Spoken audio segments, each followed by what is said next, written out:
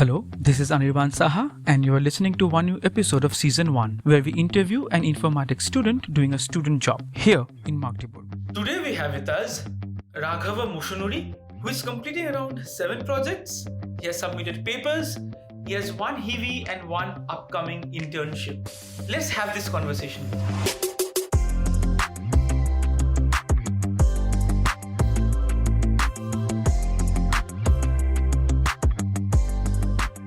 Hello Raghav. Hello Anirban. How are you doing?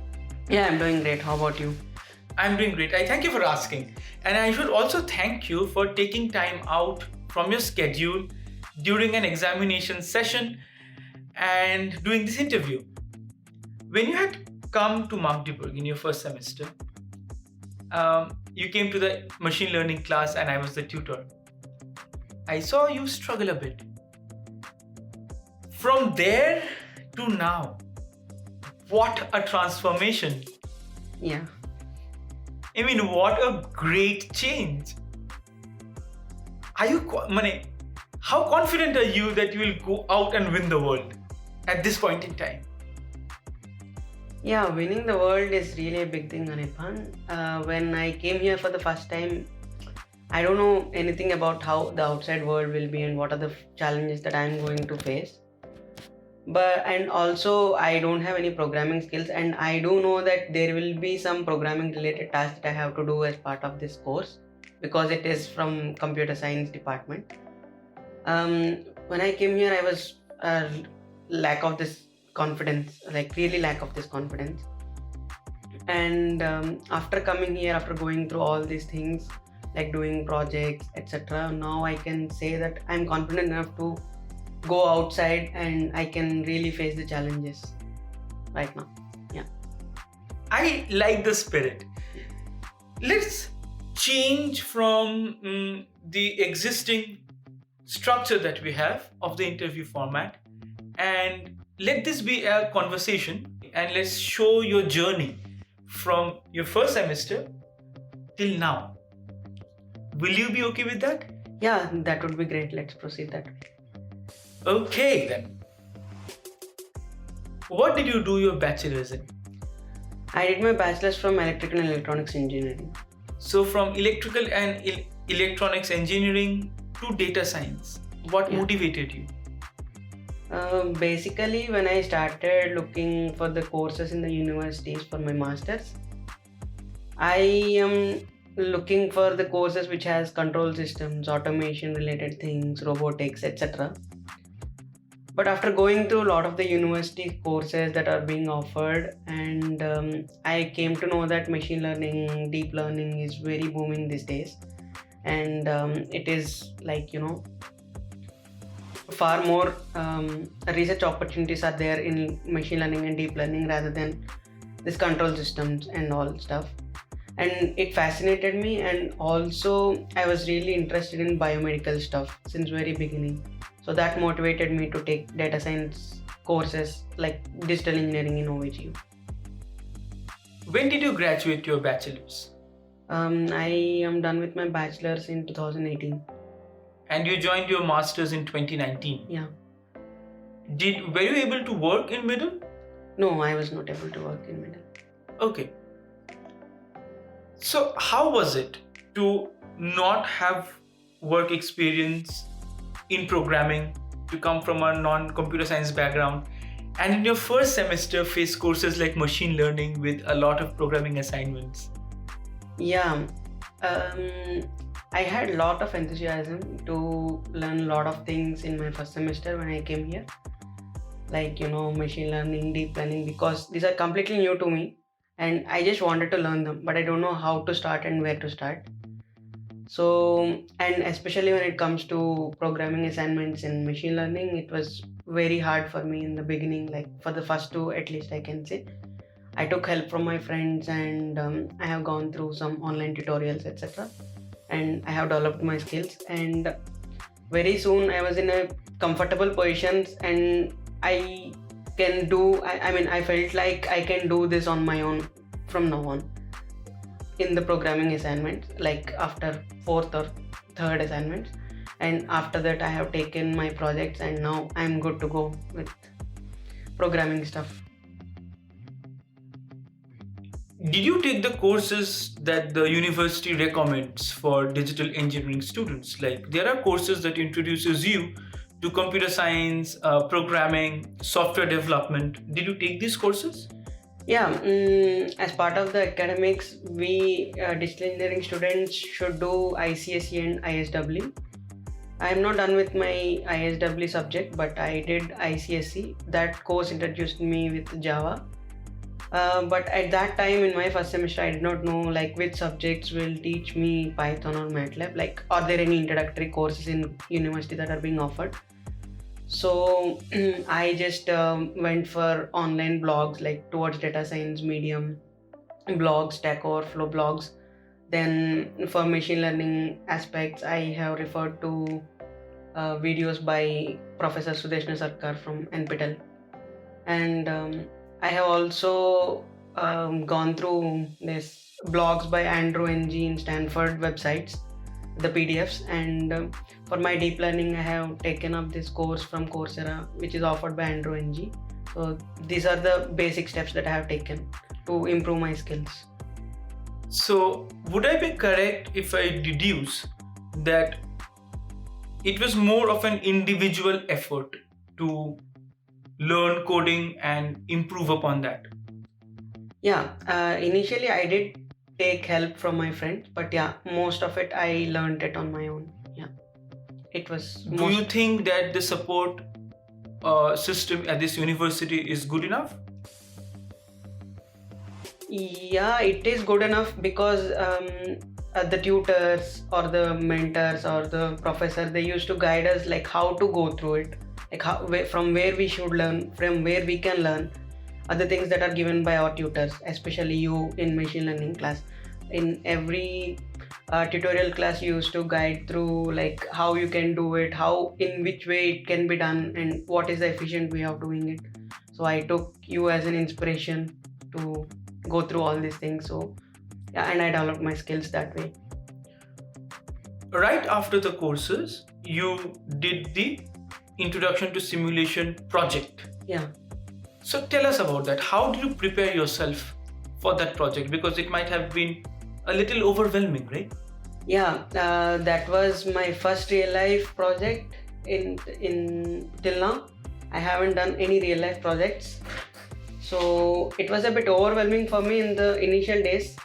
But since the introduction to simulation project is a kind of project where you don't have to do research, you just have to develop a simulation model. You don't have to do literature survey and stuff.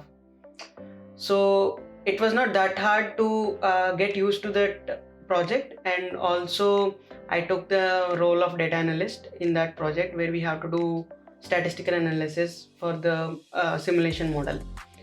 So there, instead of doing it in Excel, I prefer to do it in Python in such a way that I can learn Python from there. I mean, I can say that is my initial step of learning Python or developing Python skills. So from there, I have done the statistical analysis using Python and without using any libraries. And right after the project is done, I did the same analysis by using libraries to compare my results whether they are correct or not.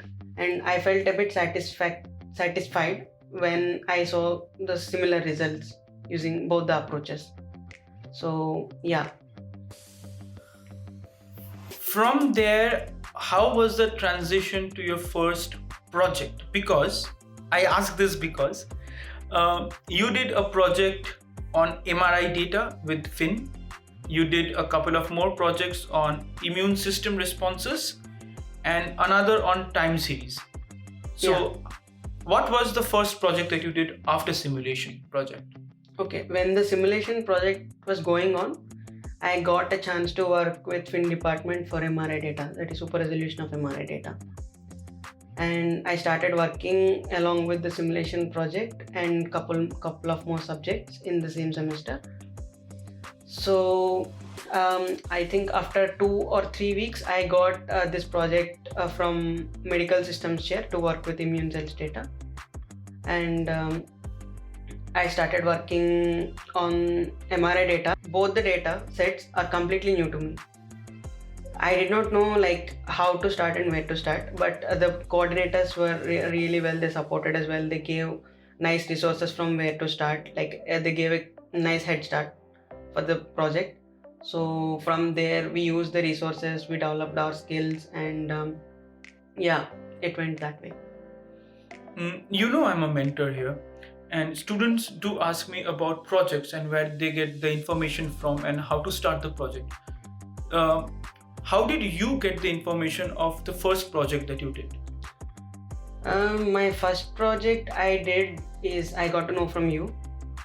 So you told me about this project, and I Oh. approached the coordinator, super resolution of MRI project. Oh, okay. What about the one that you did with the medical chair? Yeah, medical systems chair. I did one subject as part of my academics from medical systems chair, offered by medical systems chair. So at the end of that course, I approached the tutor and I asked for projects. So I was given with two choices. Like one is to work with immune system response of polytrauma patients, and another one is to identify the angle of displacement of needle inside the brain. Okay. So I have chosen this immune system response because I wanted to learn more about cell biology as well, apart from image processing, because I'm already working with image processing project. So you wanted to know more, Yeah, I wanted to know more. and this is how you ended up with 7 projects. Yeah. But your program requires you to do 2 projects, Yeah. one of 6 credits, the other of 12 credits. Yeah. In total, around 18 credits Yeah. of project. There must be a really strong motivation for someone to do 7 projects. Mhm. Yeah. What motivates you? Though the course structure says that you should do one 6CP and one 12CP or 3 6CP projects. I even though I have met the criteria of the projects, but I was not satisfied with what I have learned completely. Like I just wanted to learn more about medical technologies, medical systems, and applications to the real world. An application of machine learning and deep learning techniques to this medical related stuff. And also I want to develop certain skills regarding cell biology. So I started doing more projects on it, and I started developing skills regarding that. So that is my main motivation. I wanted to learn more about medical stuff, biomedical stuff, I can say. At what point would you say that, okay, I have learned enough for masters and now I should really do my thesis? I can't really answer for this question because right now I'm not done with my 90 credits to start my thesis. But yeah, but within this 4-semester study, 3-semester study, I have developed a lot of skills like programming related skills, software related skills, etc. And I felt that after getting results from my super resolution of MRI project and immune response project, and the coordinators were very happy and they were ready to send my results for publication, I felt a bit confident, and I came to know from this point, like, yeah, now I know how to face the future challenges related to programming or whatever. And I also have this strong motive that I can do it. I don't want to give up in between. You talked about submitting for papers. Yeah. What was it like working cohesively with your supervisor from a different chair and doing 2 projects side by side, and your supervisor also referred you for your HEVI, if I'm not wrong. Yeah. So how was it like working in Germany? This is in a way your first work. Yeah, that's true. Yeah, I have worked on 2 projects simultaneously along with my semester subjects. And at the very beginning, I should say it was very hard to grasp the things because the data sets are completely new to me and I have not seen such kind of data sets before. I have not worked on it because my background is basically electrical background and I have no knowledge of image processing or whatever. So but the coordinators were very supportive, and they introduced me to a lot of new things, a lot of new softwares, and a lot of new frameworks, libraries, etc. And they have provided me with a lot of resources from where I can learn new things and how to apply those new things to the current purpose and how to solve the problems that we have right now. And yeah, the working environment was really good, and they were very supportive, and yeah, that's true.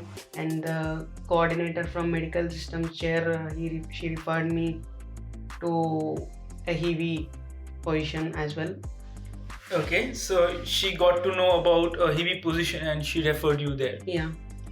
So what is your heavy job about? My heavy job is about reconstruction of city images, like low quality city image reconstruction. So basically, what happens in the clinics is like you won't get high quality data every time, and there won't be any time to reproduce the same data, same images again and again, because it is very necessary for the diagnosis of the patients. So here, this project is funded by EU and DKFC Cancer Research Center, and it's a very huge project. So in this project, there are certain tasks like reconstruction of low quality city images, and then Monte Carlo simulations for generating images, then estimation of radiation doses of the patient given the CT image, and we need to also find few methods in order to reduce the doses, radiation doses, such that the exposure will be very less, because CT images is based on X-rays. So Okay, that's too much details. I'll ask you simpler questions now. yeah, that's fine. First question. So this heavy job that you are doing, it's a very stupid question that I'm asking, but it is for the record. Yeah, that's fine. The two projects that you did, one is in dynamic immune system response. Yeah. The other is also dealing with immune responses. Yeah. So is your heavy job also on immune responses? No, it's not related to immune response. It's related to image processing. Okay. Similar to my super resolution of MRI project. But it is in the biomedical domain. Yeah, it's in biomedical domain. Yeah. What is it about? It's like reconstructing a low quality image and getting a high quality image. As simple as that. Okay. You'll take a low quality image, you'll get high quality image, and it will be useful for diagnosis by removing the artifacts and noise in it. How did you come to know about the internship opportunity? Internship opportunities. So my coordinator from medical systems chair, she told me that there is very good research going on in Fraunhofer institutes and Max Planck institutes. But in Max Planck Institute, they mostly prefer PhD candidates for interns. So, but Fraunhofer is like really sweet institute. Like they'll recruit students, and there are some nice research opportunities as well. It's like so after she told me that you can apply for Fraunhofer, I just went to the Fraunhofer website, and I just checked all the jobs that are related to deep learning and machine learning, and I found this breath gas analysis internship position. So I just applied for it, and I got an interview call after 3 days after my application. So what was the interview process like? Internship Internship interview process. Yeah, basically it was a video call interview. It was lasted for around 45 minutes to 1 hour. So they basically introduced me to Fraunhofer institutes, like what they do and how Fraunhofer works, what kind of research projects that particular institute is doing, and then they asked me to explain about my projects, my previous projects that I have worked on, and I explained about my projects, super resolution project and immune system response project. Immune system response project caught their attention because that is what they actually wanted to do. Like the process is almost similar. In my immune systems response project, I have to identify important biomarkers which are responsible for a patient to lead to a trauma. And in my internship, I need to find the important biomarkers responsible for a lung cancer. So it's like from the gas we exhale out, we need to analyze the volatile organic compounds present in the gas. Okay. This is my internship is all about. You're going to do an internship, you're doing a HEV, you have projects, and you have courses to do. How do you manage time? Like I don't have many courses to do next semester. I only have one course to do, which is ISW, and I'll be done with my credits. So my heavy work is almost similar to the projects I have done, which is a super resolution of MRI project. Like almost the same pipeline I have to follow. So it was not a big burden for me to work. And also my internship is also similar to the work that I have done with immune system response. So hopefully it won't be a burden for me in the future with Okay. internship as well. So there is one more project that I'll be working, brain computer interfacing. This is completely new Okay. to me. I have worked on a mini scale project as part of academics, but I have to see how things go with the brain computer interfacing project as well. Could you give us a very brief about the brain computer interfacing project, because it sounds to me very interesting. Yeah, the project is all about I need to identify different hand movements, and I need to categorize this hand movement belongs to an elderly people or in young people. Okay. So this is my project is all about. It's like a classification task. So they will be having different sensors and they'll record the hand movements, different hand movements, and I need to identify different hand movements and to which age category this hand belongs to. Okay, that's something. Yeah. I could not possibly ask you to underline differences between the two work cultures, one in our home country, India, and one in Germany. But I can always ask you, since you are young and you very well remember how studies in India were like, Yeah. how different are the two study systems? In India, it's more about theoretical stuff. You won't get introduced to practical knowledge and practical applications of what you are learning. But here, it's mostly about how you apply what you have learned to different aspects. And yeah, this is it. This is the only difference I found, like, related to practical stuff. In India, you won't be doing so much of internships, etc. But here, the main focus is to get an internship and get some insights of how the real life projects will be, and to work on the projects also it will take a lot of effort. So you need to learn a lot of things. You need to do research on your own.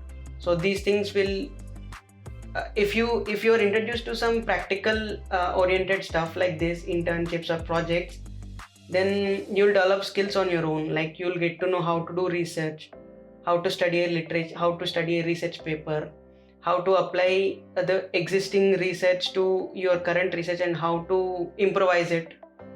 That's what it is. So this is the main difference I have found. Okay.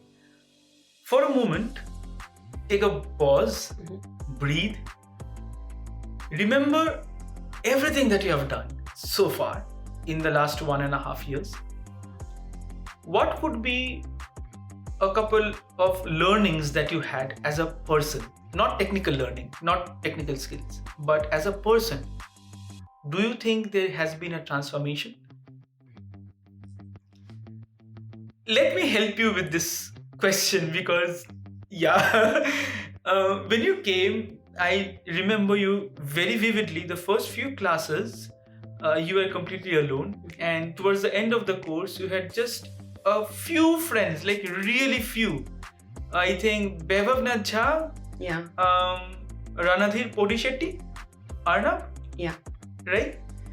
And now you are interacting with so many people for work, Yeah, I can. appearing in interviews. Yeah, So that's how has true. life changed for you? Yeah, my life has changed a bit. I can say, because when I was in India, my friend circle is very small. I did not have a lot of friends in India, and I was kind of introvert, and I used to stay at home. But after coming here, I have to do things on my own, like basic stuff like cooking, getting groceries. These are the things that I have never done in India, because these are the things that are done by my family members. But that after coming here, it's completely new. Like and also, um, I don't know how to interact with people, but thanks to this ICSE and machine learning class, there I have to interact with the tutors and fellow students and have to explain my solutions there.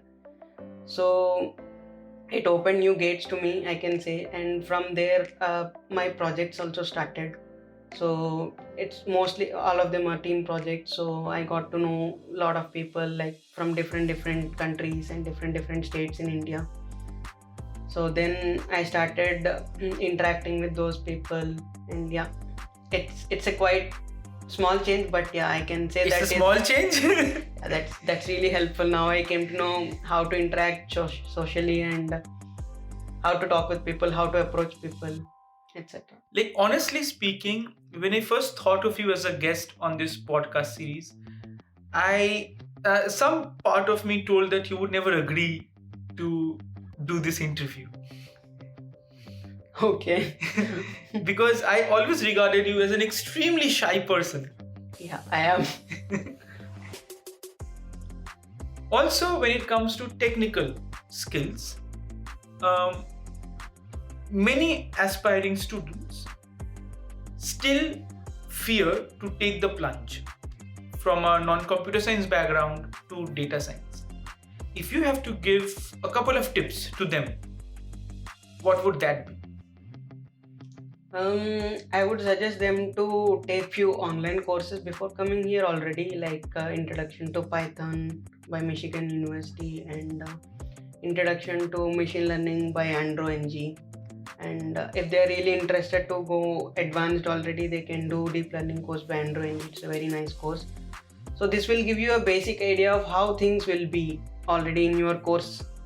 So this will ease you, and it will help you concentrate more on developing your skills, like already existing skills. You will already know a few things from that part.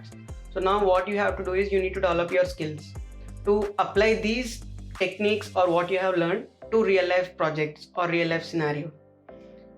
So I would suggest them to do this basic stuff, and doing as many as projects will really help in developing programming skills.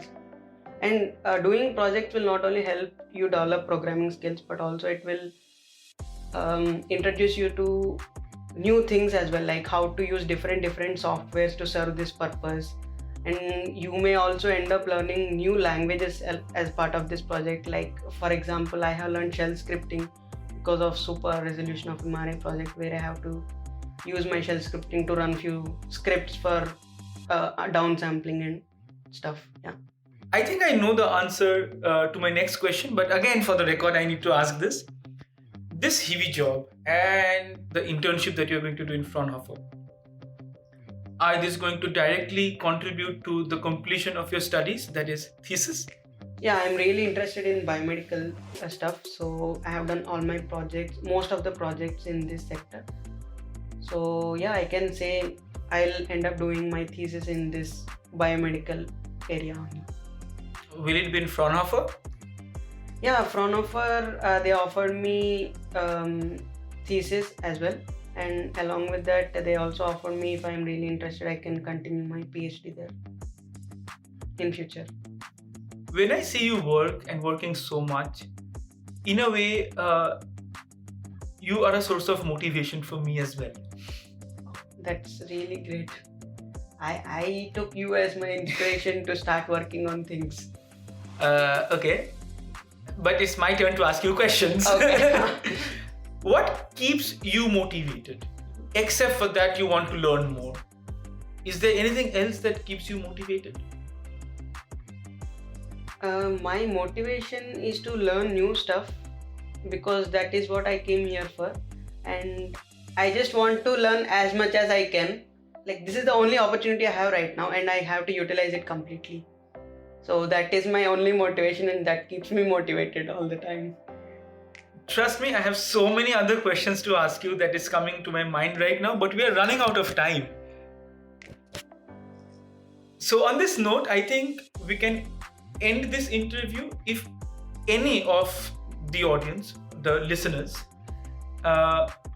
who is listening to it, if they have any queries, they can reach out to you directly over social media. Yeah. Right? Yeah. So if you are listening to it right now, if you need to get in touch with Raghava or any of the guests in my podcast series, please feel free, because I have put their social media links up with their consent. I have put it up on the list of podcasts that I have on anirbansaha.com.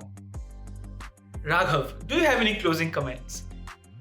Yeah, I wanted to say one thing, because when I came here, there were a lot of hurdles for me to cross to get to this position, and I could say that it was never easy for me, and I don't think for anyone it comes very easy.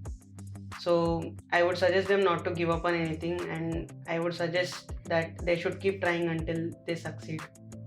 And if I did this and I am here, I trust that anyone else who is coming can also do this.